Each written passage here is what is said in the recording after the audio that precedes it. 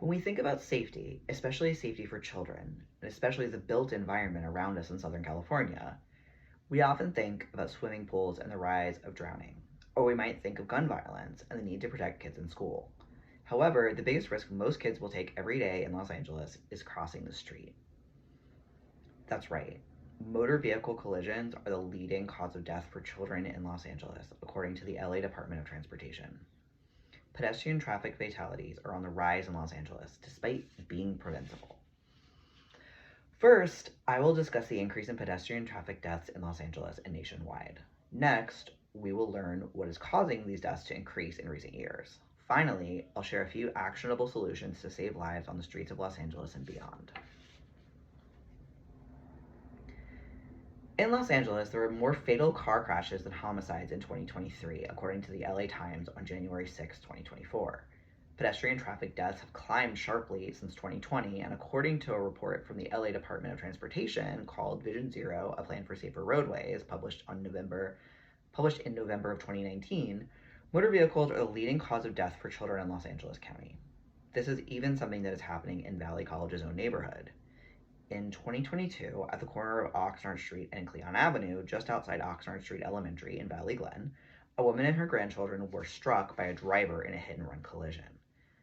At the time, the corner of Cleon and Oxnard did not have a stoplight or even a crosswalk to enable pedestrians to cross from the school to the shopping center across the street.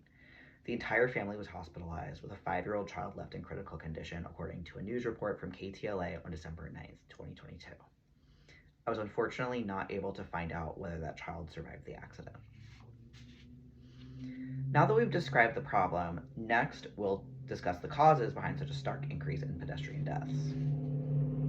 Experts have cited 3 causes of the rise in pedestrian traffic deaths. Firstly, according to NPR on April 3rd, 2023, a new report from the National Highway Traffic Safety Administration showed that speeding, distracted driving, and impaired driving were involved in many traffic collisions that resulted in deaths. The LAPD has responded to the increase in pedestrian fatalities by issuing more tickets and encouraging the public to avoid drunk driving, speeding, and using cell phones behind the wheel. Secondly, and related to the risky driving behaviors I just mentioned, trends in urban design have increased the likelihood that drivers will speed and that pedestrians will be unsafe on city streets.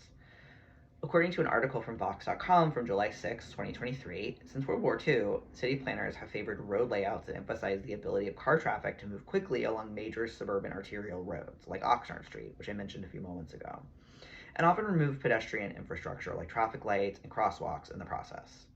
TRIP, a national transportation research nonprofit, issued a report in June of 2023 that lays out an alternative vision for American suburban streets, adding improved lighting, more traffic signals in places where pedestrians are likely to cross major streets, and both sidewalks and protected bike lanes. Finally, according to Reuters on November 14, 2023, automakers have introduced larger and larger trucks and SUVs to the market, which often have more blind spots and specifically can create danger for children crossing streets. This happens because in some cases, the hood height of the vehicle is taller than a child's head. Now that we've talked about the primary causes of the rise in traffic fatalities, let's look at some solutions.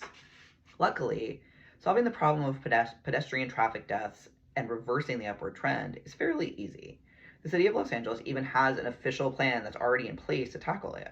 Earlier this month, LA voters approved a ballot measure HLA, which according to an editorial in the LA Times from January 5th, 2024, will require the city to actually implement this plan rather than continuing to put it off as they have been for several years now. This LADOT plan suggests that implementing traffic calming measures and street layouts that discourage speeding and reckless driving, and adding infrastructure that helps keep pedestrians safe is a practical and affordable way to reverse the trend. And it doesn't even require those of us who drive to take any particular action other than letting the roads we drive on signal naturally that it's time for us to slow down and pay attention. In addition, according to NPR on November 14th, 2023, industry leaders and transportation advocacy groups are calling for automakers to stop putting vehicles that are unsafe for pedestrians on the market and to make changes to some truck designs that are particularly dangerous to children. At the end of the day, though, while we may not be able to compel car companies to make safer vehicles, the results of this month's LA County elections show that Angelenos want to put an end to pedestrian deaths. As you can see, pedestrian traffic deaths are increasing in Los Angeles, and we have the tools to stop it. First, we discussed the rise in pedestrian traffic fatalities in Los Angeles and the US as a whole. Then we went over some of the causes of this increase, like increases in reckless driving, urban design that favors cars over people, and the arrival of huge and increasingly dangerous trucks on the vehicle market and thus our city streets. Finally, we discussed some potential solutions to this needless loss of life. Many of us in Los Angeles love the freedom to drive quickly on surface streets to wherever we need to go. But the truth is that we also care about each other and we want everyone, whether behind the wheel or on foot, to be safe. We value the lives of the children in our communities and we want to be able to enjoy walking down the street in our own neighborhoods.